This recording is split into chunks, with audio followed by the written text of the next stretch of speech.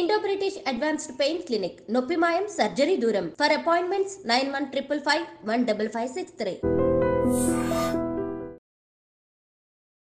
Hi guys, welcome to I dream. నేను మీ చాణక్య.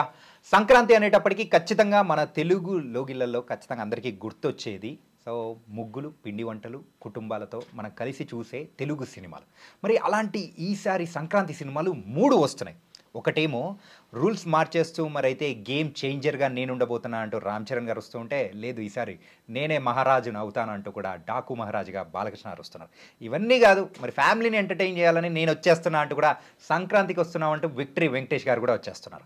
మరి ఈ 3 మూవీస్ ఎలా ఉండబోతున్నాయి, మరి బిజినెస్ కానీ బజ్ కానీ ఎలా ఉంది, వీటన్నిటి గురించి కూడా మనం మాట్లాడుకోవడానికి మనతో పాటు కూడా మరి సీనియర్ జర్నలిస్ట్ అలాగే ఫిలిం క్రిటిక్ అయిన భరద్వాజ్ గారు ఇప్పుడు మనతో పాటు ఉన్నారు. మరి సార్ని అడిగి తెలుస్తున్నాం. Hi sir. హాయ్. 3 సినిమాలు ముచ్చటగా 3 వస్తున్నాయి.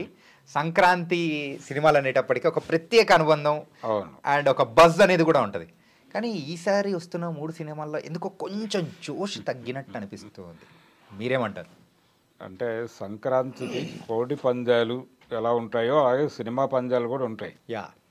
ఒకేసారి 4, 5 హీరోల సినిమాలు రిలీజ్ అయిన సందర్భాలు కూడా ఉన్నాయి.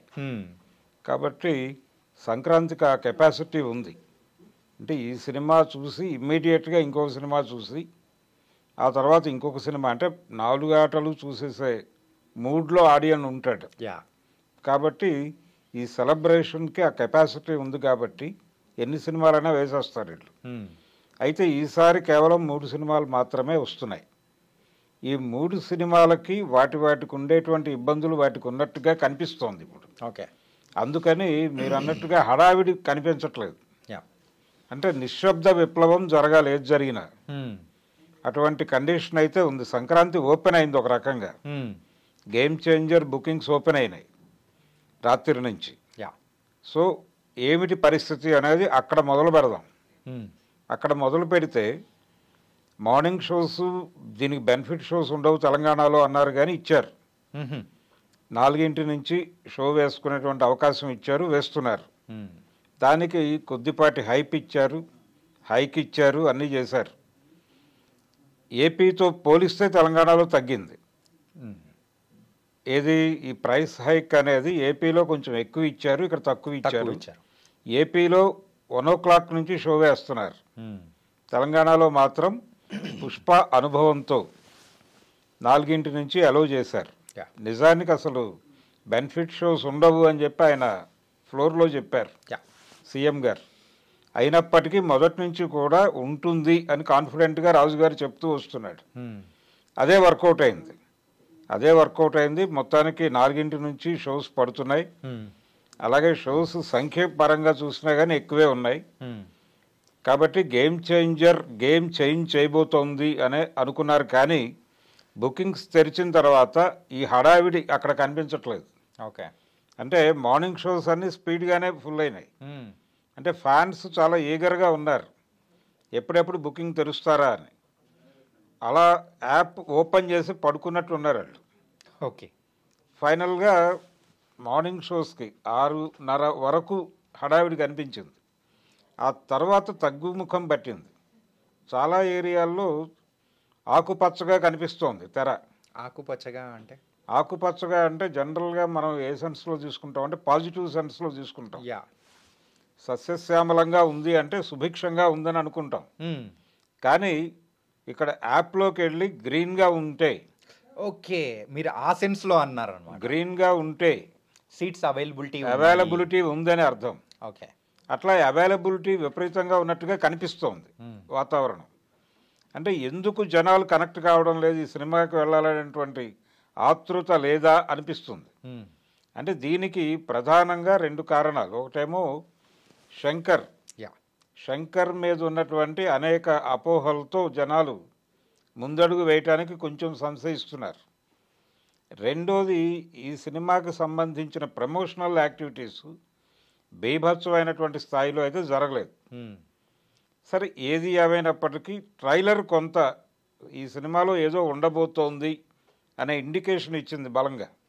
కానీ ఒక రకంగా చూస్తే ఆ ట్రైలర్ తర్వాత బజ్ ఏదో కొంచెం వచ్చింది. అంతకు ముందు అసలు ఇది కూడా లేదు. ఏమిటి సినిమా పరిస్థితి అనుకునే కండిషన్లోనే ఉంది ప్రపంచం. కానీ ట్రైలర్ కొంత పెంచింది. ట్రైలర్ పెంచింది ఒక రకంగా. అది పుష్ప రికార్డ్స్ని కొట్టింది వ్యూస్ పరంగా. అంటే దాదాపు అది పెట్టిన వెంటనే 180 మిలియన్ దాటిపోయి ఒక రికార్డుని అయితే కొట్టింది అది. కానీ థియేట్రికల్ కలెక్షన్ విషయంలో కూడా పుష్ప రికార్డులను కొడుతుందా ఇది అనే ప్రశ్న ముందుకు వచ్చినప్పుడు ఈరోజు కనిపిస్తున్న హడావిడి చూస్తే దాంతో కంపేర్ చేస్తే అది కనిపించడం లేదు, ఆ వేగం కనిపించడం లేదు. ఇది షో పడిన తర్వాత పరిస్థితి మారే ఛాన్స్ అయితే ఉంది. ఓకే, షో పడిన తర్వాత అంటే ఏపీలో 1 o'clock షో పడుతోంది, ఇక్కడ 4 గంటలకు పడుతోంది. 1 o'clock షోకి అక్కడ రిపోర్ట్ వస్తుంది బయటికి. అంటే 3-4 మధ్యలో ఇక్కడ షో పడే టైంకి అక్కడ రిజల్ట్ బయటకు వచ్చేస్తుంది. అక్కడ రిజల్ట్ బయటికి పాజిటివ్గా వస్తే మాత్రం ఇది జనాలకి ఎగబడతారు సినిమాకి. అప్పుడు ఇప్పుడు మనం చెప్పుకున్నటువంటి సస్యశ్యామలం ఉండదు. ఓకే, ఆకుపచ్చ అనేది ఎక్కడ కనిపించదు. ఆకుపచ్చ ఉండదు, పూర్తిగా నలుపు రంగులోకి మారాలి తెర. నలుపు రంగులోకి మారుతుంది అని ఆశిద్దాం. ప్రస్తుతానికైతే హడావిడి కనిపించట్లేదు. కానీ 10వ తారీఖు అంటే రేపు ఎర్లీ మార్నింగ్ 4 నుంచి సీన్ మారే అవకాశం అయితే ఉంది.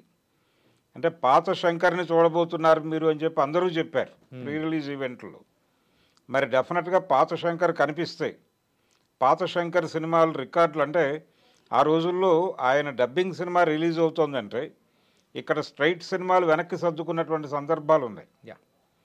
కాబట్టి మళ్ళీ ఒకసారి ఈసారి మొదటిసారిగా ఆయన స్ట్రైట్ సినిమాతో వస్తున్నాడు తెలుగులో.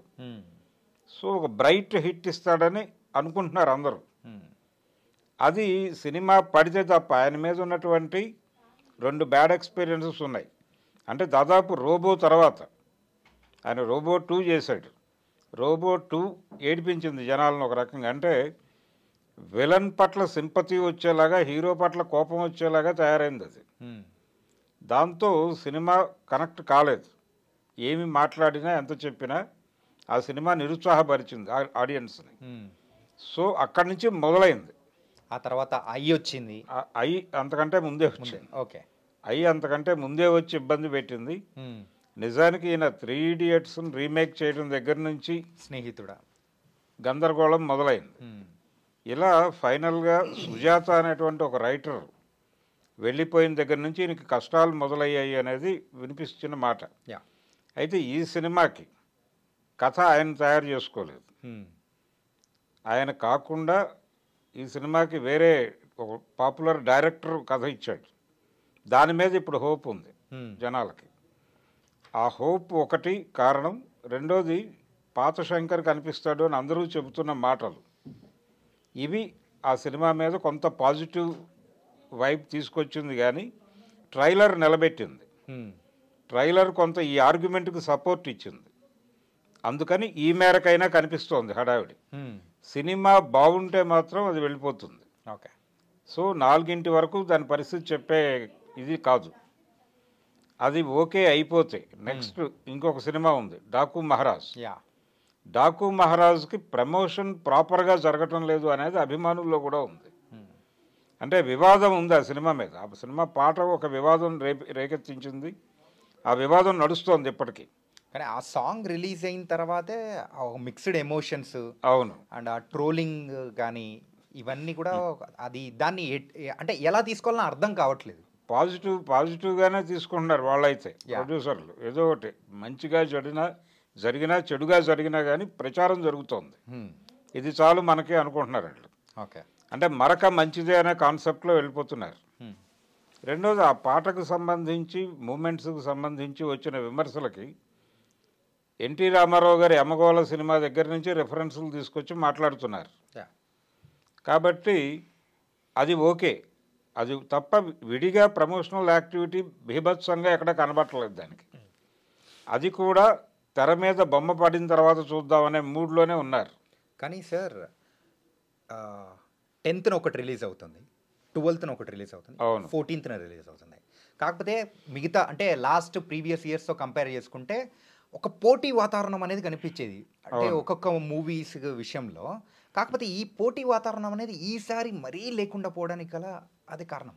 అంటే 3 సినిమాలు ఒకే రోజు రిలీజ్ చేసి ఏ సినిమా గెలుస్తుంది అనేది చూడటం అదే యాక్చువల్ పోటీ. ఓకే. కానీ ఈ రకమైన పోటీలు అవాయిడ్ చేసి సినిమాకి నష్టం తగ్గించాలి అనేటువంటి ఒక కాన్సెప్ట్ చాలా కాలం క్రితమే ఎమర్జ్ అయింది. దాన్ని కుమ్మక్కు రిలీజులు అంటారు. అంటే సంక్రాంతికి కావచ్చు, ఏ పండగకైనా సరే ఒక పెద్ద హీరో సినిమా వేసి 2-3 చిన్న సినిమాలు వేసి అంటే 10 రోజుల పాటు పెద్ద హీరో సినిమా రిలీజ్ అయిన ఒక 10 రోజుల పాటు ప్రపంచంలో ఉన్న అన్ని థియేటర్లలోనూ ఆ సినిమాయే ఉండేటట్టుగా ఆర్గనైజ్ చేసి ఆడియన్స్కి ఆప్షన్ లేకుండా చేసి ఆ సినిమా కలెక్షన్ మొత్తం అది ఎంత వసూలు చేయగలదో అంతా వసూలు చేసింది అనిపించిన తర్వాత అది తీసి ఇంకో పెద్ద హీరో సినిమా వేయటం అనే కార్యక్రమం కొంతకాలం నడిచింది. ఆ తర్వాత దాని మీద విపరీతమైన విమర్శ వచ్చిన తర్వాత మారి 2 సినిమాలు ఎలో చేయడం మొదలుపెట్టారు పండక్కి. అది నెమ్మదిగా 3 సినిమాలకు విస్తరించింది. ఇప్పటికీ ఆ కేర్ తీసుకుంటున్నారు. అంటే 2 డేస్ గ్యాప్ ఇవ్వటం వలన ఇక్కడ తెరలు సర్దుబాటు చేయాల్సిన అవసరం ఉంది, స్క్రీన్స్ షోస్ సర్దుబాటు చేయాల్సిన అవసరం ఉంది. అందుకని మొదటి 2 రోజులు గేమ్ చేంజర్ తప్ప వేరే ఆప్షన్ ఉండదు ఎవరికి. ఓకే. ఆ టైంలో అంటే 10, 11 ఈ 2 రోజులు సినిమాకి వెళ్ళాలనుకున్న వాళ్ళకి గేమ్ చేంజర్ తప్ప ఇంకో సినిమా కనిపించదు ఏ థియేటర్లో అయినా సరే. ఆ లెవెల్లో వేసేస్తున్నారు. ఇది అయిపోయిన తర్వాత గేమ్ చేంజర్ వచ్చినప్పుడు దీన్ని కొంత తగ్గుతారు. ఇలా నెమ్మదిగా అకామిడేట్ చేసుకుంటూ పెడతారు మూడిటికి. ఇలా ఒక డిజైన్ జరిగిపోయింది ఆల్రెడీ. ఈ డిజైనర్ దిల్ రాజు గారే 3 సినిమాలకి ఆయనే. ఏంటంటే ఈ యొక్క సంక్రాంతి దిల్ రాజు గారి లైఫ్లో ఇలాంటి సంక్రాంతి మరొకసారి రాదేమో. ఇంకా రాదు. ఏంటంటే 2 సినిమాలకు ప్రత్యక్షంగా, ఒక సినిమాకి పరోక్షంగా. అంటే పరోక్షంగా అంటే నైజాం వరకు ఆయన తీసుకున్నాడు. నైజాం వరకు ఆయన చేతిలో ఉంది డాకు మహారాజ్. దాని మీద హోప్స్ ఉన్నాయి. ఈ 2 సినిమాలు టోటల్గా ఆయన సినిమాలే. నిజానికి ఇది డిసెంబర్లో అనుకున్నారు ముందు game changer. Okay. Game changer Christmas కానుకగా రిలీజ్ చేద్దామనే అభిప్రాయంతో ఉన్నాడు ఆయన. ఎప్పుడైతే దీన్ని సంక్రాంతికి షిఫ్ట్ చేశారో కొడుకు కోసం త్యాగం చేసి విశ్వంభరని వెనక్కి తీసుకెళ్ళాడు ఆయన, చిరంజీవి గారు. కాబట్టి ఎట్టి పరిస్థితుల్లోనూ పండక్కి ఈ సినిమా కొట్టాలి అనేది వాళ్ళు టార్గెట్ ఫిక్స్ చేసుకున్నారు. ఈ టార్గెట్ రీచ్ అవుతారా లేదా అనేది సినిమా పడే వరకు చెప్పలేని కండిషన్ ఉంది. డాకు మహారాజ్ దగ్గరకు వచ్చేసరికి బాలకృష్ణ గారి ప్రీవియస్ మూవీ భగవంత్ కేసరికి కనిపించినటువంటి వైబ్ కూడా ఇక్కడ కనిపించడం లేదు. చాలా నార్మల్గా నడుస్తోంది. జనాలందరూ చూస్తున్నారు ఈ సినిమా పరిస్థితి ఏమిటి అని. అది కూడా థియేటర్లో సినిమా పడిన తర్వాత వచ్చే నిర్ణయం లాగానే కనిపిస్తుంది. కొద్దో గొప్ప హడావిడి చేస్తోంది ప్రమోషనల్ యాక్టివిటీ పరంగా. సంక్రాంతికి వస్తున్నాం అనే పేరుతో అనిల్ రావిపూడి ఎక్కువ హడావిడి చేస్తున్నాడు. అంటే రకరకాల స్కిట్టులు చేస్తున్నారు, స్ట్రీట్ ప్లేలు చేస్తున్నారు, ఇలా జనాల్ని ఎంగేజ్ చేస్తున్నారు. అంటే పబ్లిక్ అటెన్షన్ని గ్రాప్ చేసే ప్రయత్నం చాలా ఎక్కువ జరుగుతోంది మిగతా వేరే మూవీస్తో కంపేర్ చేస్తే. ఇవేమో ప్రీ రిలీజ్ ఈవెంట్లు చాలా గ్రాండ్గా చేశారు ఏది గేమ్ చేంజర్కి. ఇక డాకు మహారాజ్ దగ్గరికి వచ్చేసరికి ఆ హడావిడి కూడా కనిపించడం లేదు. ఇది ఒక ఇబ్బందికరమైనటువంటి పరిస్థితి. ఇప్పుడు ఏమైనా పెడతారా అంటే ఇప్పుడు టైం అయిపోయింది. కాబట్టి ఇంకా సినిమా థియేటర్లో పడిన తర్వాత దాని భవిష్యత్తు ఏంటనేది చెప్పడమే. గేమ్ చేంజర్కి 3-4 ఈవెంట్స్ చేశారు వాళ్ళు. చేసినప్పటికీ ట్రైలర్ వచ్చిన తర్వాతే దాని మీద కొంత హోప్ వచ్చింది. అది వాటి కండిషన్. సంక్రాంతికి వస్తున్నాం అనేది మాత్రం నిరంతరం కొత్త పద్ధతులు. అంటే ఆయన షూటింగ్ స్పాట్లో ఉంటాడు అనిల్ రావిపూడి, ఎవరో వస్తారు కర్రలు తీసుకుని, టైటిల్ చెప్పకుండా పారిపోతాడండి డైరెక్టరు అంటారు వాళ్ళు.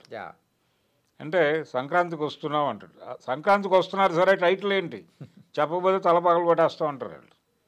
అదే టైటిల్ అని చెప్పేసి వాళ్ళని కన్విన్స్ చేసి పంపించడం, ఇలాంటి స్కిట్లు స్ట్రీట్ ప్లేలు వేస్తున్నాడు ఆయన. అలాగే దిల్ రాజు గారితో కూడా నటింపజేసి, వెంకటేష్తో నటింపజేసి, ఇలా అలాగే హీరోయిన్స్తో కూడా బాగా విపరీతంగా ప్రమోషనల్ ఇంటర్వ్యూస్ ఇప్పించి ఆ సినిమా మీద ఒక పాజిటివ్ వైబ్ అయితే తీసుకురాగలిగాడు ఆయన. ఇప్పుడు కనిపిస్తున్న పరిస్థితుల్లో కొద్దో గొప్ప బజ్ ఉన్నదైతే సంక్రాంతికి వస్తున్నాంకి.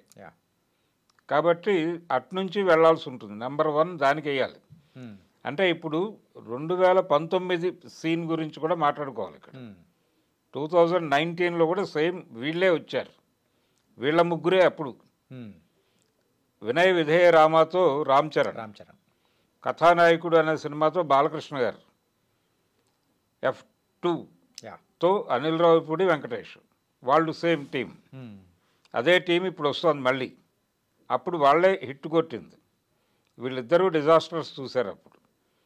ఆ గేమ్ని ఇప్పుడు ఏమైనా చేంజ్ చేయగలరా అనేది చూడాలి.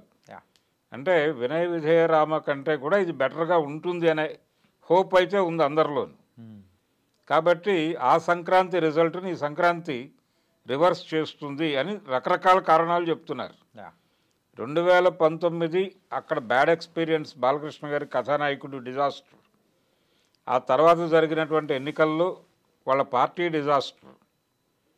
ఇక్కడ వాళ్ళ పార్టీ పెద్ద సక్సెస్ సాధించిన తర్వాత వస్తున్నటువంటి సంక్రాంతి. కాబట్టి అది ఇక్కడ కూడా రిఫ్లెక్ట్ అవుతుంది అనే వాతావరణంలో వాళ్ళు మాట్లాడుతున్నారు.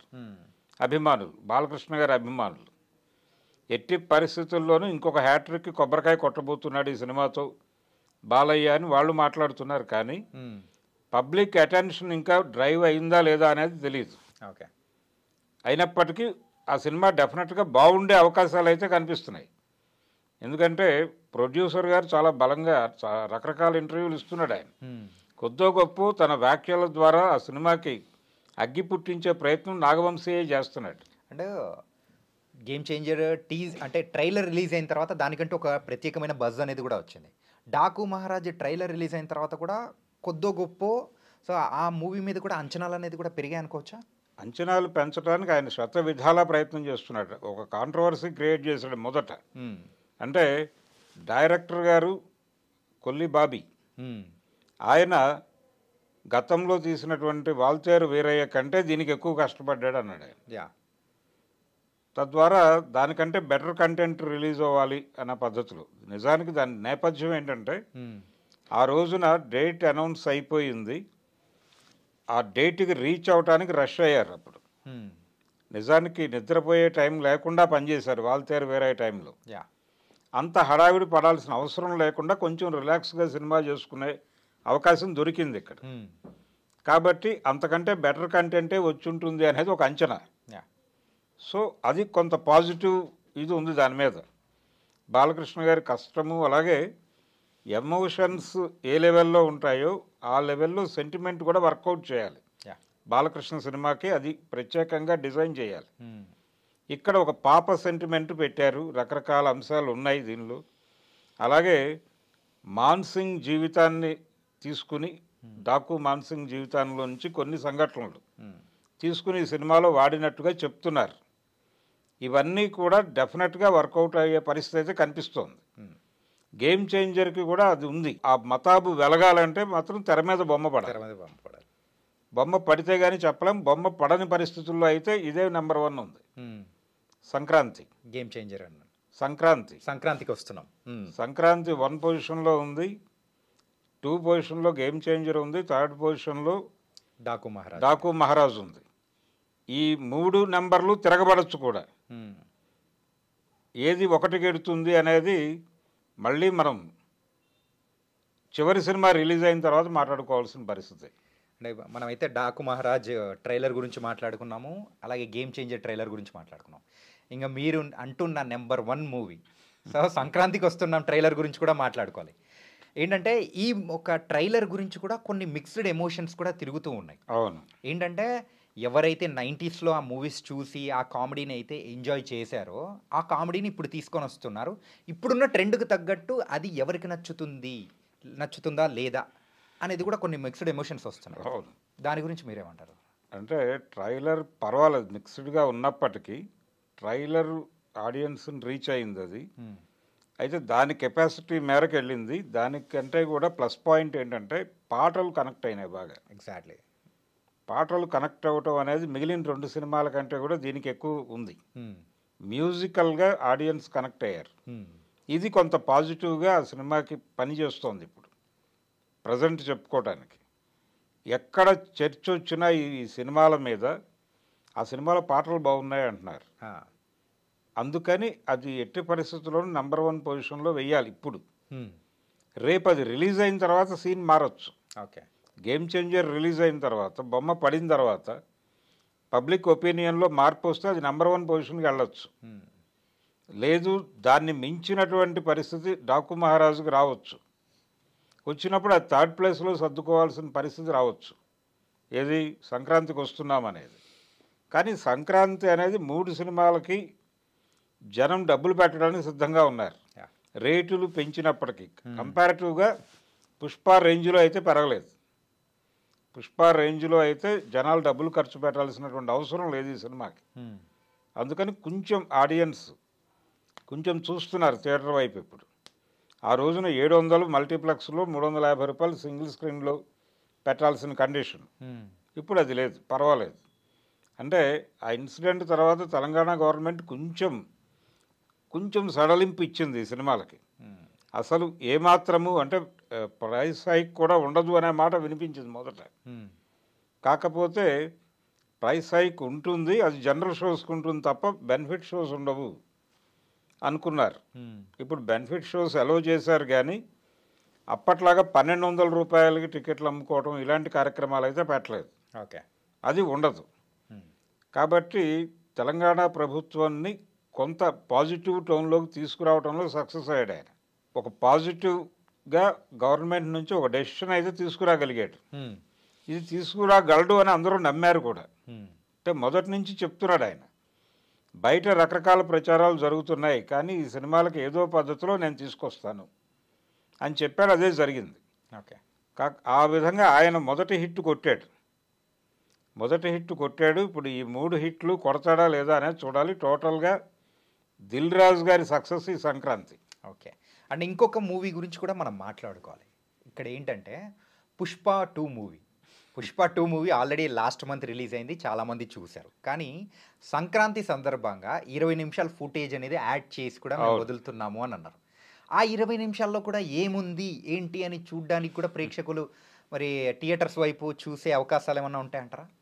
డెఫినెట్గా ఉంటాయి. అంటే ఎందుకుంటాయంటే ఆ సినిమా ఆల్రెడీ జనాల్లో ఒక పాజిటివిటీని కొట్టేసింది. కొట్టిన తర్వాత దానికంటూ సాలిడ్గా కొంతమంది ఆ సినిమా చూడటానికి సిద్ధంగానే ఉన్నారు అనేది మనకు కొలబద్ద. ఏంటంటే ప్రతి వీకెండ్లోనూ అది రిలీజ్ అయిన అన్ని సెంటర్లోనూ కలెక్షన్స్ పాజిటివ్గా ఉన్నాయి అన్ని చోట్ల, సింగిల్ స్క్రీన్స్లోను మల్టీప్లెక్స్లో కూడా. కాబట్టి ఇంకొకసారి వెళ్దామని అభిమానులు అనుకుంటారు. అంటే అల్లు అర్జున్ ఫ్యాన్స్ని మళ్ళీ ఒకసారి థియేటర్లకు పోటెత్తిస్తారు. ఆ రోజున 1200 నుంచి 3000 రూపాయల టికెట్లు కొనుక్కున్నారు. ఇప్పుడు 20 నిమిషాలు చూడటానికి అంత కష్టపడక్కర్లేదు. కాబట్టి ఈజీగా యాక్సెస్ ఉంది, కాబట్టి థియేటర్ ఫ్రెండ్లీగా ఉంది, కాబట్టి వెళ్ళిపోతారు. ఓకే, ఇది ఒక పాజిటివ్ సైన్. ఆ సినిమాకి వెళ్ళేవాళ్ళు దానికి వెళ్ళిపోతారు. దానికి దీనికి సంబంధం లేదు. దాని ప్రభావం ఏదో దీని మీద పడుతుంది అనుకోనక్కర్లేదు. ఈ గోలే, ఆ గోలే. కాబట్టి అల్లు అర్జున్కి పుష్పకి ఇది అడ్వాంటేజ్గా మారచ్చు ఈ 3-4 రోజులు. ఈ పుష్ప 2 కలెక్షన్స్ విషయానికి వచ్చేటప్పటికి 1800 చిల్లర, అప్రాక్సిమేట్ ఒక 60 ఎంతో అయింది. ఆ 2000 crores మార్క్ను కొట్టడం కోసము ఈ 20 minutes ఎంతవరకు ఉపయోగపడుతుంది అంటారు? వాళ్ళ ఉద్దేశం అదే, 2000 crore అనేది కొట్టాలి అనే మాట చెప్పున్నారు వాళ్ళు మొదటే. ఓకే, మా టార్గెట్ ఇది అని చెప్పారు. అయితే బాహుబలిని కొట్టడం అనే కార్యక్రమం అయిపోయింది. కాబట్టి ఇది సక్సెస్ చాలు యాక్చువల్గా, అంతకంటే బీభత్సం అక్కర్లేదు ఇప్పుడు. అయినప్పటికీ ప్రయత్నం చేస్తున్నారు. ఈ ప్రయత్నం కూడా అక్కడ దాకా లాక్కెడుతుందా అనేది అనుమానమే. మ్యాక్సిమం ఎంత పెరిగినా ఇంకొక 70 వరకు లాగ్గలదు. అది 70 కలిపినా అంత కాదు. ఓకే, ప్రజెంట్ ఉన్నటువంటి ఫిగర్కి 70 కలిపితే 19 దాటుతారు, అక్కడే అవుతుంది. ఆ తర్వాత రన్ ఉంటే నడుస్తుంది. రన్ ఉండే అవకాశం ఉందా, అంత వెసులుబాటు ఇస్తారా అనేది చూడాలి. ఓకే, అది ఉండదు డెఫినెట్గా. ఇదేదో సచిన్ టెండూల్కర్ 99 దగ్గర అవుట్ అయినట్టు 2000 మార్క్కి సో 190 దగ్గర, సో 1900 దగ్గర ఆగిపోయినట్టు ఆగుతుంది. ఆగే ఛాన్సెసే ఉన్నాయి. ఓకే, 1930 వరకు దానికి స్కోప్ అయితే కనిపిస్తుంది. ఆ మిగిలిన 70కి ఇంకేదైనా చేయాలి, అయితే తప్ప జరగదు అది. Okay, and thank you so much గురుగారు. ఏంటంటే ఈ సంక్రాంతికి రిలీజ్ అవుతున్న 3 సినిమాలు సక్సెస్ కొట్టాలి, మన తెలుగు ప్రేక్షకులుగా ఆ 3 సినిమాలు కూడా మంచి ఎక్స్పీరియన్స్ ఇవ్వాలని కూడా మనస్ఫూర్తిగా కోరుకున్నాను. అండ్ మీ యొక్క విశ్లేషణ అనేది కూడా చాలా సూపర్గా ఉంది. So thank you so much. Thank you.